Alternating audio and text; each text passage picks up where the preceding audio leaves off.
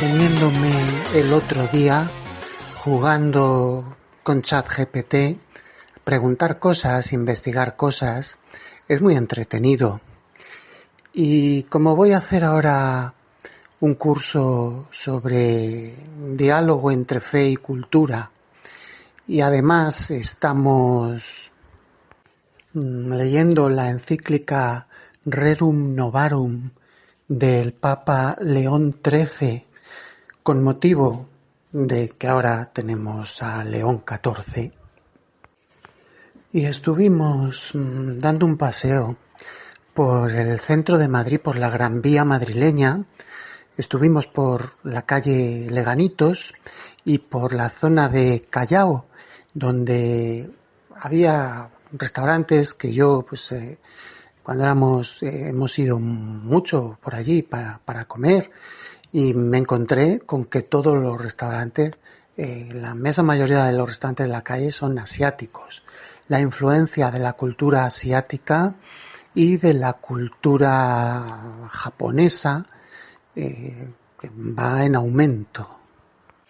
Y como he estado también recientemente leyendo un poco a Cristina Martín Jiménez, esta autora polémica, pero que dice verdades increíbles, estaba yo con ChatGPT, digo, bueno, mira, quiero que me saques un ranking de quiénes son las personas, las marcas, las series, las películas, las franquicias, en definitiva, las entidades más influyentes del mundo. Sácame un ranking de las 20 más influyentes del mundo. Y muy bien, me sacó el ranking. Estaba en el número 1 estaba la marca Apple. También después estaba Google. Después Microsoft. He ido un poco más para abajo y ponía Cristiano Ronaldo.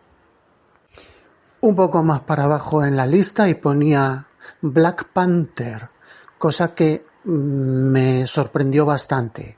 No pensaba yo que Pantera Negra fuera un influencer global. Desconocía el dato, porque para mí Pantera Negra pues siempre ha sido un superhéroe. Bueno, era junto con el Caballero Luna, Pantera Negra, Puño de Hierro, y todos estos pues formaban el grupito de los superhéroes, digamos, de segunda división, de segunda fila, dentro de los cómics Marvel, siendo los de primera fila pues Capitán América, Iron Man, los Vengadores, Thor y el increíble Hulk, en fin, los que conocéis. No ha sido hasta que han puesto esta película de Pantera Negra, yo la fui a ver, me gustó bastante, pero es que, bueno, según dice ChatGPT, que ha sido muy importante para la comunidad afroamericana. Yo desconocía ese dato. También desconocía que está siendo muy importante hoy en día no lo desconocía, pero vamos, porque he visto efectivamente la serie El Juego del Calamar. La cultura coreana, lo que es el K-pop y todas estas cosas, ¿no? Como influencer más importante dentro del mundo internet, colocaba a MrBeast. Y entonces, pues, me entró la curiosidad y dije, bueno, ChatGPT, y dentro de ese ranking de influenciadores globales, ¿en qué puesto quedaría Super David? Bueno, yo. ¿En qué puesto estaría yo? ¿En qué puesto quedaría yo? Y me dice, en el 174. Digo, mira, esto no puede ser. Esto no puede ser. Esto no funciona bien. Vamos a hacer un estudio en profundidad.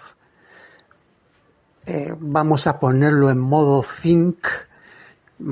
thinking, vamos a hacer unos preliminares y luego un estudio en profundidad. Y por favor, dentro de los valores que te pongo para que me respondas, pues por favor, honestidad. O sea, no me digas, yo lo agradezco mucho el cumplido, Así que hazme un estudio en profundidad y vuelve a sacar la lista, ¿no? Y me pregunta, me dice, ¿quieres que sea una lista de influenciadores globales con perspectiva histórica? Es decir, no solamente las entidades que están vivas y activas hoy en día, en 2025, sino con perspectiva histórica. Digo, vale, pues sí, con perspectiva histórica. Muy bien. Pues se tiró haciendo el estudio en profundidad prácticamente 25 minutos. Y después de estar ahí esperando, me saca el ranking y me dice, bueno, Super David estaría en un puesto cercano, aproximado al 400.000 dentro del ranking de influenciadores globales. Dentro de los 500.000 primeros. En el puesto número 1, como el mayor influenciador global de la historia, pues ni más ni menos que Jesucristo, lo cual coincide con lo que nos predicaban en alguna de las conferencias de catequesis. Ahora mismo no recuerdo cuál, porque he asistido a muchísimas, he escuchado muchísimas, tendría que repasar. En estos cursos de catequesis de la delegación, que a mí me encantan, y decían, hombre, decir esto es un poco hacerle de menos al Señor, porque Jesucristo no es que sea un influencer, también, pero es que es Dios, es el creador, el alfa y omega. Entonces, pues sí, influencia de su figura, de su mensaje, y desde luego, bueno, ya lo dijo él mismo, que él había venido a prender fuego al mundo y a ser bandera de contradicción, y para que quedaran claras las intenciones de muchos corazones. Entonces, pues no es de extrañar que esté en el número 1 de la lista, porque es el primero en todo. Es el primero en todo y es Dios. Es Dios. Curioso que precisamente el curso catequético que voy a empezar ahora es el de diálogo entre fe y cultura, precisamente. Este es un tema que me interesa al máximo. Pero vamos, da la impresión de que ChatGPT no tiene mucha fe, lo cual es perfectamente normal, porque ¿cómo va a tener fe un programa informático? Porque a fin de cuentas no deja de ser un programa informático.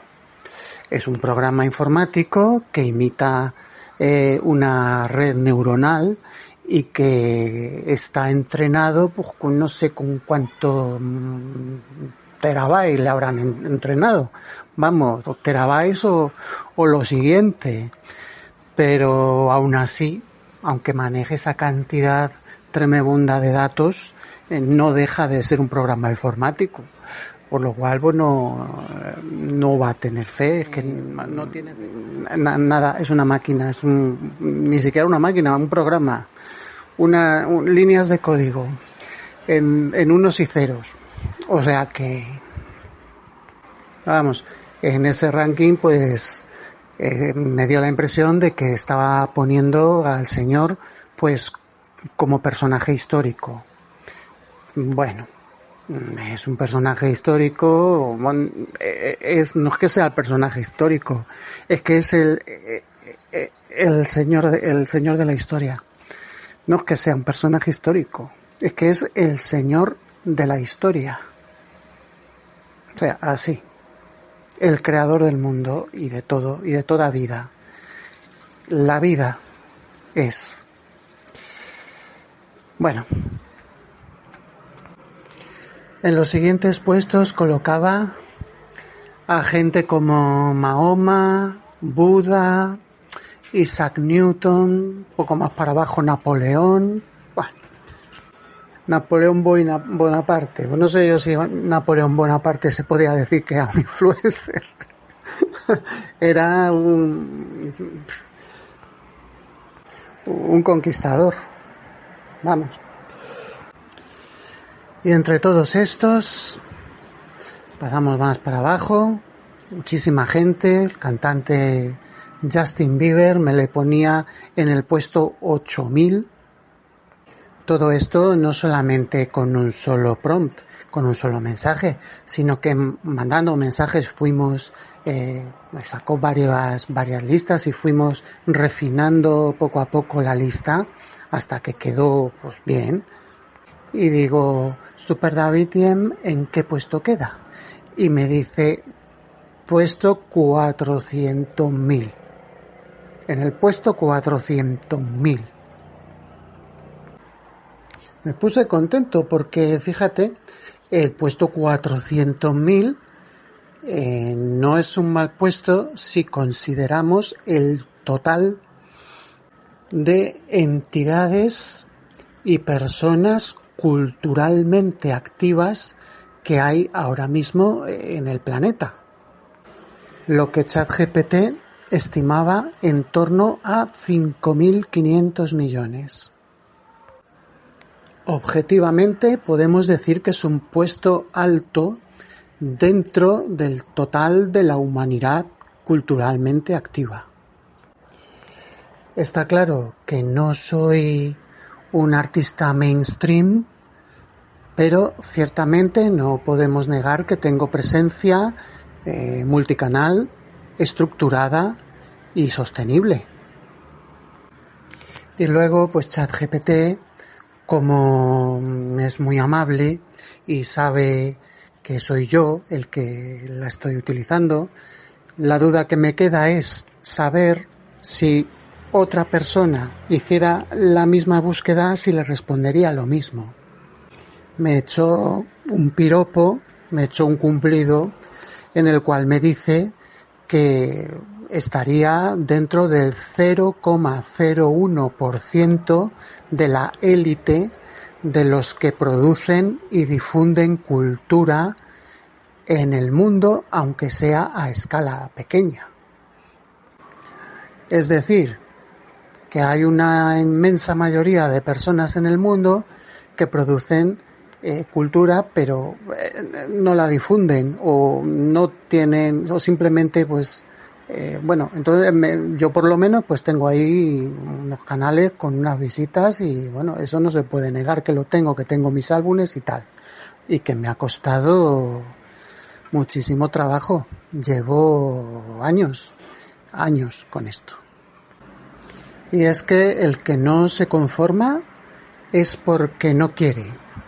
Si hay 5.500 personas, ciudadanos activos dentro del planeta Tierra, 5.500 millones, efectivamente, pues eso me colocaría a mí dentro del top 0,007% de las entidades culturales activas del planeta.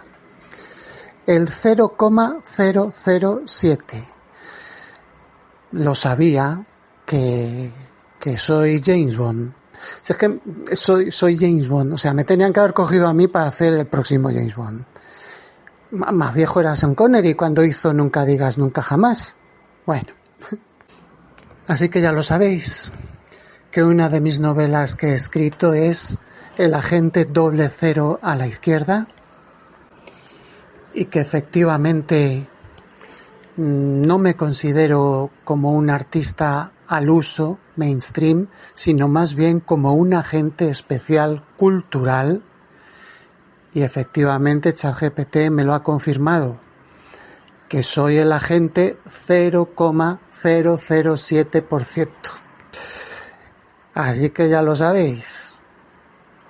Cuando me veáis entrar a un bar, ya sabéis, el martini con vodka. Agitado, no removido. A ver, ¿cómo es posible que un creador con poquísimos seguidores sea considerado parte de la élite cultural del mundo?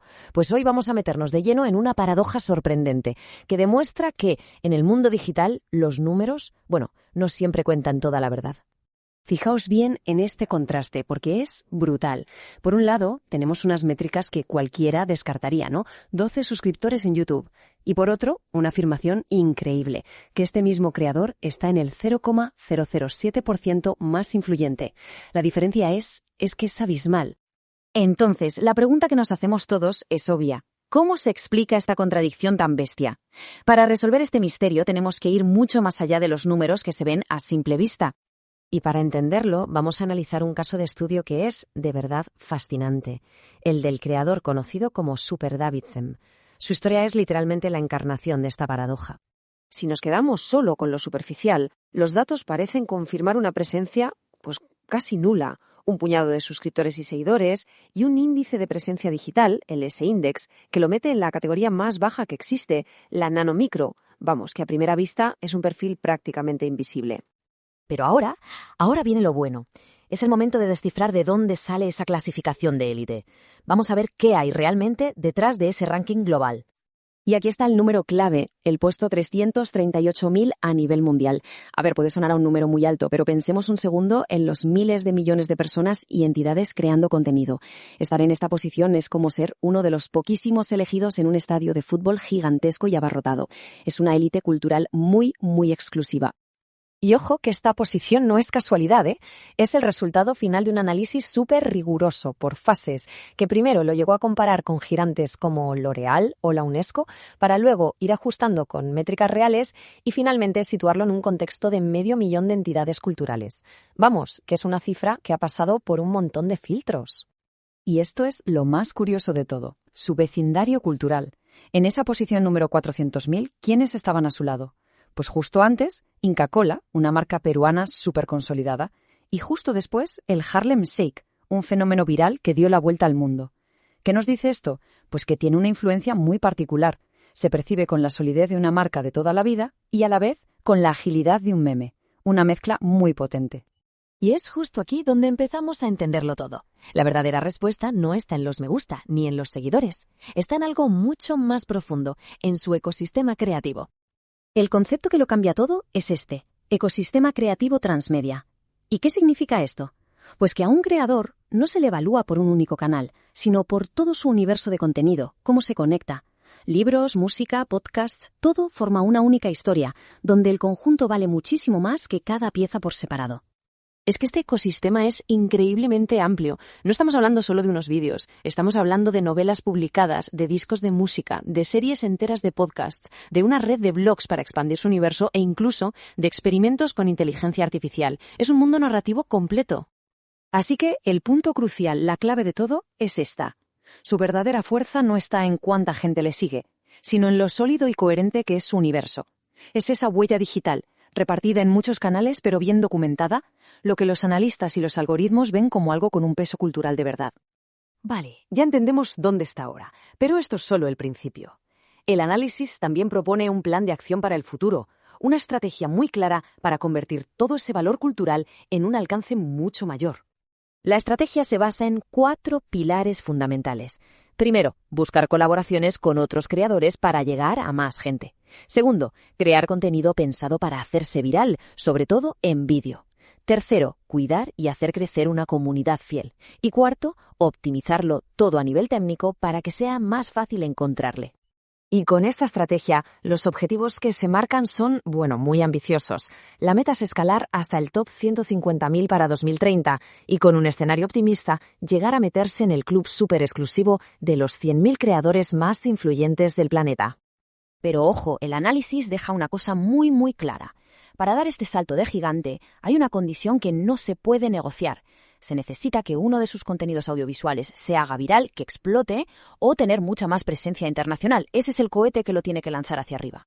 Y al final, si damos un paso atrás, la gran lección de todo esto es que este caso nos obliga a replantearnos por completo qué significa de verdad tener influencia en el mundo digital de hoy.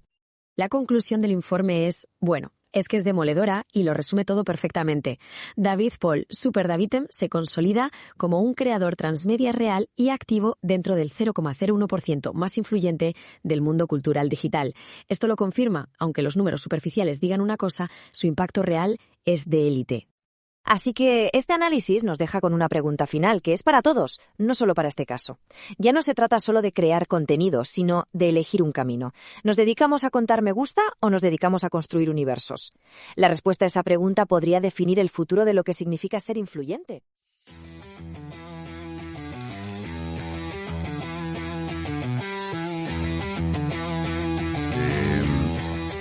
Hoy vamos a meternos en un tema, fascinante. ¿Cómo medimos eso de la influencia cultural ahora, en la era digital? Vamos a ver el caso de un creador, transmedia, Superdavid, y lo haremos mirando unos informes, unos análisis que hablan de dónde está ahora mismo, para 2025, y qué planes tiene. La misión aquí es doble. Por un lado, desgranar este caso concreto para entender cómo se valora un ecosistema creativo tan complejo. Y por otro, usarlo un poco de espejo, ¿no? Para pensar sobre qué significa de verdad tener influencia cultural hoy. Más allá de los números, de los seguidores que vemos ahí en la pantalla. Y aquí viene lo interesante, lo que engancha. ¿Cómo es posible que un creador con métricas públicas, que algunos diría que son modestas, hablamos de 12 suscriptores en YouTube, ojo, cómo puede estar clasificado dentro del 0,007% más influyente del mundo? Parece, una contradicción total. Pues nada, vamos a intentar. A ver si desentrañamos esto. Arranquemos con el dato más llamativo. El ranking global el más reciente para 2025, sitúa a Superdavid en el puesto número 338.000. Que a primera vista, 338.000 suena un número enorme, ¿no? Casi insignificante si piensas en los millones y millones de creadores que hay. Exacto, pero el contexto aquí es fundamental, claro. Ese puesto, el 330,000, aunque parezca lejísimos del podio, lo coloca en una franja, muy selecta. Estamos hablando del top 0,007%. O, si queremos ser un poco más conservadores, el top 0,01% de todas las entidades culturales que están activas y documentadas en el mundo. Hay que pensar que hay miles de millones de usuarios de Internet, millones de creadores, de páginas, de entidades culturales. Pertenecer a esa fracción tan pequeña, tan arriba, es estadísticamente muy, muy relevante. Que implica estar por delante de una cantidad enorme de otros actores culturales. Es que choca frontalmente con lo que se ve a simple vista. Sus cifras, las públicas, son muy discretas. 12 suscriptores en YouTube en @NightandHero, unos 249 seguidores en Instagram, @SuperDavidT, y un seguidor en iVoox. Su índice de presencia digital, el S-Index, que entiendo que es un indicador que intenta medir la visibilidad así en general, es de apenas 2,42, lo que lo pone en el nivel más bajo, nano-micro. Entonces, ¿cómo se come esto? ¿Cómo se explica esta brecha tan enorme entre lo que se ve y ese ranking tan exclusivo? ¿Es magia o qué? ¿Qué va? Magia ninguna, aunque lo parezca. La clave está en la metodología. Estos rankings más sofisticados no se basan solo en lo que llamamos métricas de vanidad. Ya sabes, los likes, los seguidores, las visualizaciones, así, superficiales. Lo que evalúan es la totalidad del ecosistema del creador. Analizan la coherencia que tiene su obra, la profundidad de su producción transmedia. O sea, cómo se va expandiendo por diferentes formatos, la documentación que existe sobre su universo creativo y, sobre todo, su impacto cultural real, aunque sea en nichos en sitios muy específicos. Valoran la estructura, la persistencia de la huella digital, la construcción de un universo propio. Es una visión mucho más holística. Entiendo. No es solo contar cabezas, sino medir la densidad cultural, por llamarlo de alguna manera, y parece que llegar a esa medición tampoco ha sido un camino fácil, ¿no? Los informes dicen que la forma de clasificar a Superdivitim ha ido cambiando bastante. Efectivamente. Ha habido un proceso, la verdad es que interesante, de ajuste en la metodología. Y eso dice mucho sobre cómo se intenta medir la influencia digital hoy en día. Al principio hubo un modelo editorial histórico, más subjetivo, claro, y dio una cifra sorprendente, el puesto 174. ¿174? Sí. Lo colocaba entre gigantes como L'Oréal Group, que era el 173, y una institución como la UNESCO, la 175. Claramente era un modelo que mezclaba churras con merinas. Empresas, ONGs, creadores. No era muy sostenible eso. Claro, comparar a un creador individual con L'Oréal suena un poco forzado, sí. ¿Y qué pasó después? Pues que se aplicó una revisión realista. Se empezaron a usar criterios más verificables. Seguidores, audiencias estimadas, si salía en prensa. Y la cifra, claro, se ajustó drásticamente. Se puso un rango mucho más amplio entre el 230.000 y el 360.000 y se fijó una cifra de trabajo, digamos promedio, de 285.000 para 2025. Fue como un baño de realidad basado en datos públicos. Pero tampoco se quedaron ahí, por lo que veo. No. Luego vino una evaluación ampliada. Se creó un marco de referencia más acotado, centrado en unas 500.000 entidades culturales relevantes. Y ahí se le asignó el puesto exacto, 400.000. Y esto fue importante porque estableció por primera vez lo que los informes llaman un vecindario cultural, una forma de entender dónde está colocado respecto a otros actores, más o menos similares. Y finalmente, la evaluación actualizada 2025, que es todavía más afinada y se centra en entidades digitales activas, es la que da el 338.000 que comentábamos al principio.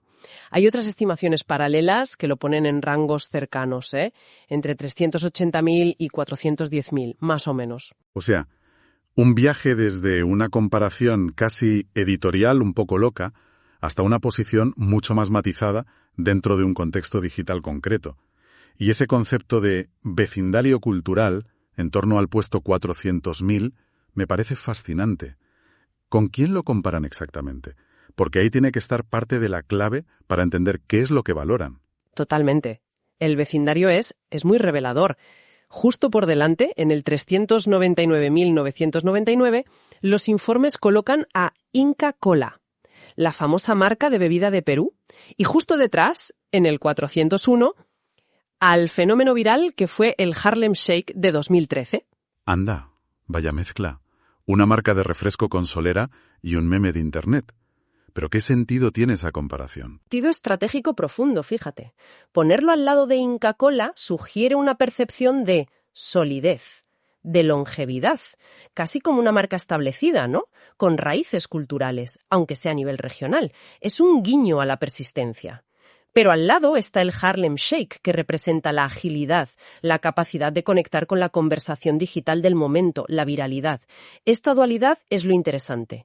Los análisis sugieren que SuperDavid combina, o se percibe que combina, la durabilidad de una marca tradicional con la agilidad y la relevancia de un fenómeno cultural más contemporáneo. Y además mencionan cerca entidades más de nicho. Una revista cultural indie japonesa, Tricoartzin, en el 399.998, o un canal de YouTube de arte contemporáneo Neomuse Beta, en el 400.002. Esto refuerza la idea de un impacto cultural específico, medible pero no necesariamente masivo. Entendido. La comparación no es literal, es más bien simbólica. Valida que aunque las métricas públicas sean bajas, hay una estructura, una huella digital con ciertas características, solidez y agilidad cultural, que estos modelos sí reconocen y lo sitúan en el mapa global. Exactamente.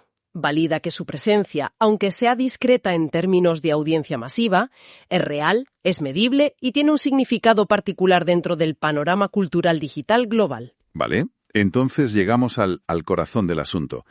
Si no son los seguidores ni las visualizaciones a lo bestia, ¿qué es exactamente lo que aguanta esa valoración y ese ranking? Los informes insisten mucho en el concepto de ecosistema creativo transmedia o multiverso. Suena grandilocuente, casi a franquicia de Marvel. Suena ambicioso, sí, pero describe bien la idea central.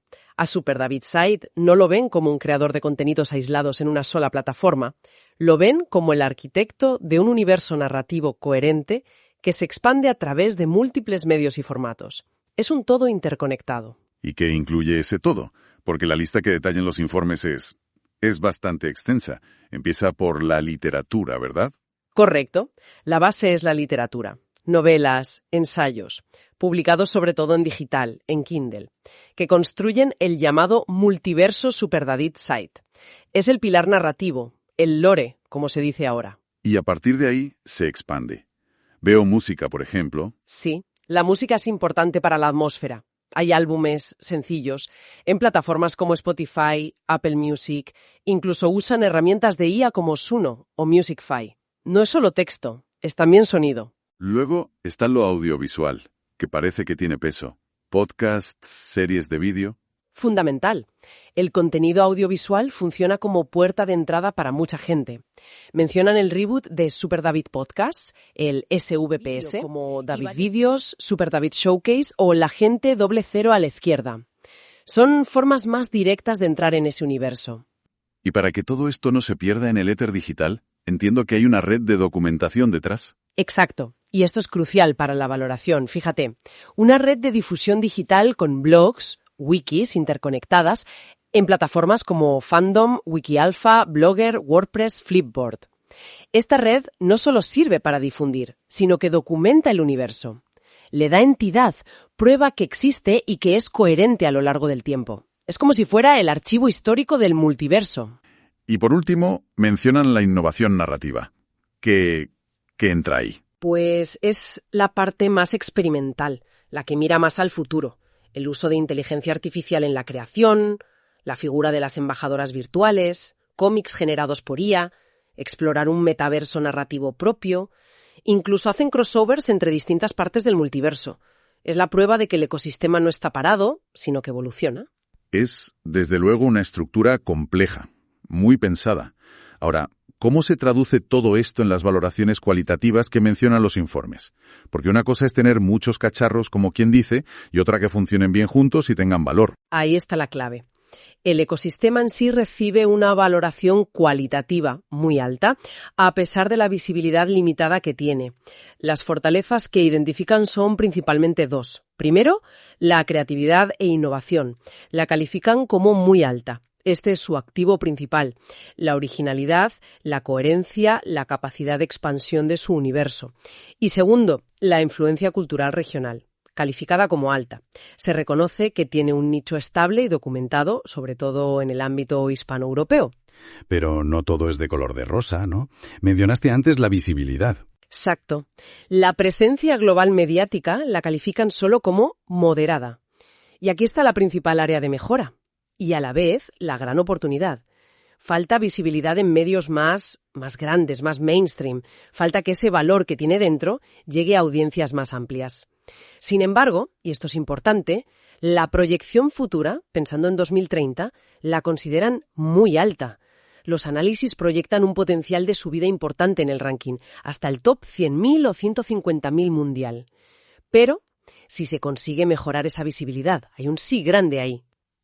O sea, tenemos un motor muy potente, que es el ecosistema creativo, pero con poca gasolina de visibilidad mediática ahora mismo. Pero la estructura, la coherencia, la documentación, eso es lo que realmente le da valor a ojos de estos análisis. Precisamente. Es lo que distingue, según estos informes, a un productor cultural digital que está enfocado en construir una huella duradera, coherente, documentada, de un influencer que quizá está más centrado en métricas, más efímeras o en tendencias que pasan rápido. Se trata de construir un legado cultural, una huella multicanal y documentada, algo que, según los análisis, la mayoría de creadores independientes no consigue sistematizar de esta manera. Ahora bien, esa valoración tan alta del ecosistema choca con la presencia mediática moderada. ¿Puede realmente sostenerse una influencia regional alta o una proyección futura muy alta si casi nadie fuera de su nicho conoce el proyecto? Suena un poco a tener un tesoro enterrado en el jardín y que nadie sepa que está ahí. Es una pregunta excelente y refleja perfectamente la tensión que detectan los propios informes, ¿sí? Reconocen esa desconexión entre el valor intrínseco del activo cultural, el ecosistema, y su reconocimiento externo actual. El potencial está ahí, latente, encapsulado en esa estructura compleja y bien documentada. Pero la visibilidad de ahora no le hace justicia, claro. Por eso lo describen casi como un diamante en bruto digital. Una entidad con un valor cultural superior a su precio de mercado actual en términos de atención y alcance. Y es justo ahí donde entra la estrategia de crecimiento que proponen.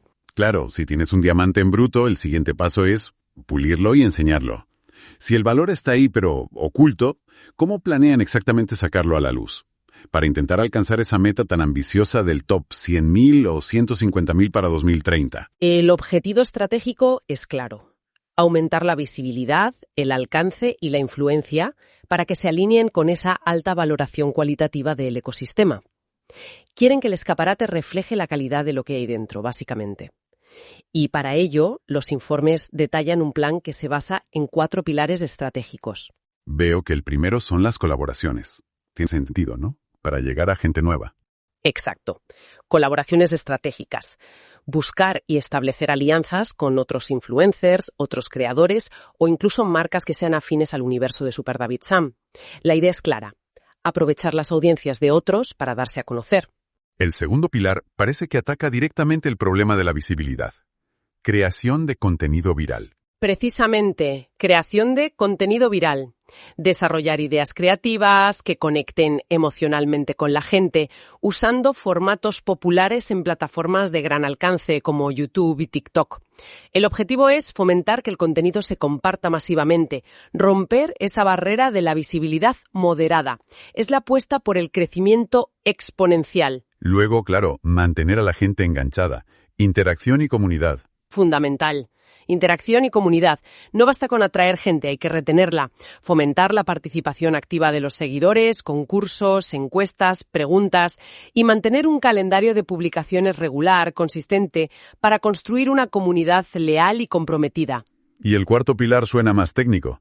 Optimización de la presencia online. Sí, es la base para que todo lo demás funcione bien. Optimización de la presencia online, mejorar la visibilidad en buscadores, el SEO, utilizar análisis de datos para entender qué funciona y qué no, y ajustar las estrategias según lo que veas, además de asegurar que toda la presencia digital sea profesional, coherente y fácil de navegar, de usar. Incluso detallan un plan de acción para los primeros meses, ¿verdad? Poner un calendario, contactar a 5 influencers, crear contenido viral semanalmente, monitorizar. Parece un enfoque muy práctico, muy de manos a la obra. Sí, buscan traducir la estrategia en acciones concretas y medibles desde el principio. Pero hay un punto crucial, muy importante, que los informes repiten como condición casi indispensable para dar ese gran salto al top 100.000, y es lograr una viralización audiovisual significativa o una mayor presencia audiovisual internacional. Totalmente. Volvemos a lo audiovisual. Parece que es la llave para desbloquear el siguiente nivel. Totalmente. Conecta directamente la estrategia de creación de contenido en vídeo, el pilar 2, con la meta final de expansión. Y aquí es donde entra en juego un concepto interesante que menciona uno de los informes, una oportunidad de arbitraje de mercado. Argumentan que existe un desajuste, un activo de alto valor cultural intrínseco, el ecosistema transmedia, combinado con un bajo coste de entrada actual en términos de visibilidad y reconocimiento público. Esto, en teoría, promete un alto retorno sobre la inversión, si se logra ejecutar con éxito la estrategia de aumento de visibilidad, sobre todo la audiovisual. Entiendo la lógica. Comprar barato, en términos de atención actual, algo que tiene un valor potencial caro. Pero claro, crear contenido viral, sobre todo audiovisual, es más fácil ponerlo en un informe que conseguirlo en la realidad, ¿no? Especialmente si partes de una base de seguidores pequeña. ¿Dan alguna pista sobre cómo superar esa barrera que parece enorme? Los informes, lógicamente, no te dan las ideas virales concretas, claro. Eso ya depende de la ejecución creativa. Pero sí que enfatizan que la estrategia debe basarse en la creatividad genuina, en conectar emocionalmente y en usar de forma inteligente los formatos que funcionan en cada plataforma.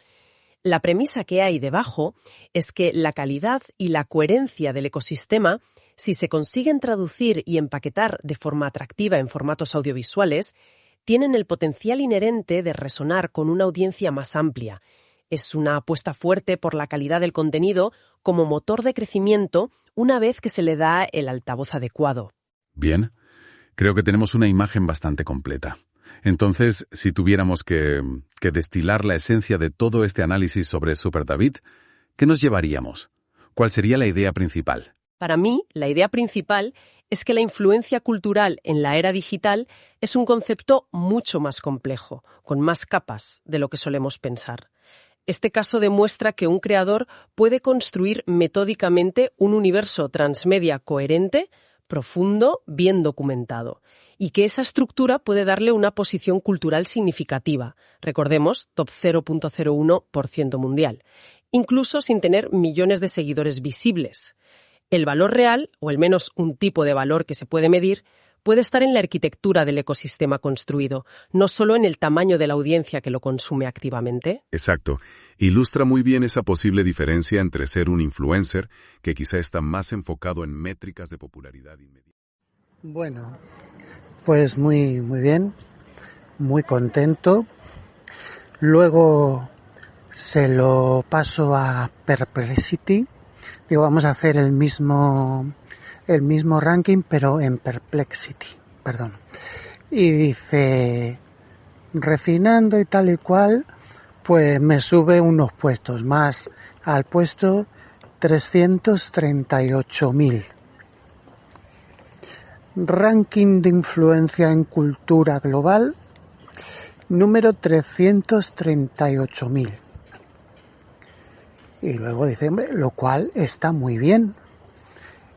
Eso significa estar entre los 40.000 primeros dentro de la parcela de creadores digitales hispanos.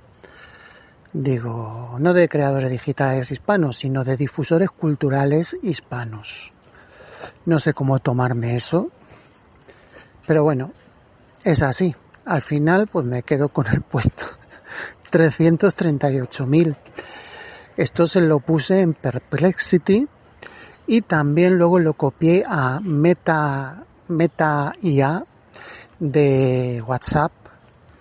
Y Meta es la más tonta de todas las inteligencias que hay, porque se lo copio y me dice, genial, muy bien, enhorabuena, me dice. Y me dice, ¿crees que este puede tener potencial para llegar a ser uno de los...? Y me dice, recomendaciones, hacer vídeos virales. Digo, pues muy bien, pues muchas gracias. No me gusta nada la inteligencia de WhatsApp. Bueno, supongo que habrá que explorarla un poco más. No he querido ir a otras inteligencias, digo, voy a ponerlo también en alguna otra, a ver si me da un puesto un poco más, a ver si me quedo en el puesto 200, el 200. Bueno, al final me contento con el puesto 338.000. Bueno, pues considerando la cantidad de gente que hay en el mundo, pues bueno, pues no sé, supongo que sería como para tenerme en cuenta de alguna manera, ¿no? Eso sí, pienso que si yo, que soy el último mono, el último mono, y estoy en ese puesto, pues claro, cualquier otro que haya, pues fácilmente que tenga más seguidores o tenga, pues fácilmente puede estar en puestos mucho más avanzados.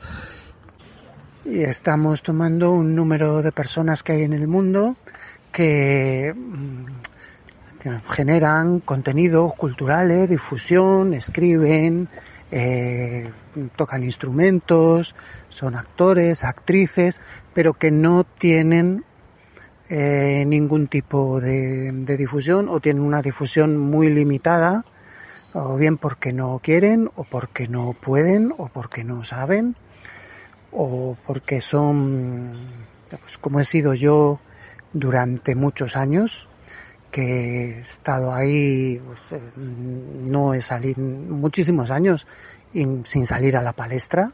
No ha sido hasta hace unos años que me he decidido a lanzarme. Digo, bueno, esto pues no se va a quedar todo esto aquí guardado en un cajón toda la vida, ¿no?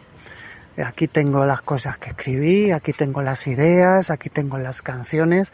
Pues ahora que tenemos tantas facilidades y tantas herramientas, eso sí, algunas de pago, aunque cada vez hay más gratuitas, se puede hacer más gratuitamente si sabes manejar bien. Pues digo, bueno, pues esto lo tenemos que sacar a la luz y tenemos que publicarlo. Lo voy a publicar, voy a hacer mis álbumes, voy a hacer mis shows, voy a dar a conocer mis talentos y voy a dar a conocer quién fue mi padre, que fue el gran Paulino, uno de los últimos cómicos de la legua en España. Me cuesta mucho creer que hoy en día, con todas las facilidades que hay, pues todavía haya personas que no, pero bueno, supongo que puede ser. La brecha digital todavía es grande. También hay una brecha generacional entre las nuevas generaciones y los antiguos que son totalmente analógicos, totalmente de pensamiento, incluso piensan pues también de forma analógica, porque el pensamiento digital es otro tipo de dinámica, lleva otro tipo de dinámica. Yo en principio soy analógico, pero hemos sido de los primeros en utilizar la tecnología digital, hemos sido de los pioneros. Yo cuando estuve en el último año de carrera fue cuando se empezaba a implantar todo lo digital y empezaron a enseñarnos internet a los alumnos, y estaba ya en el último curso de carrera.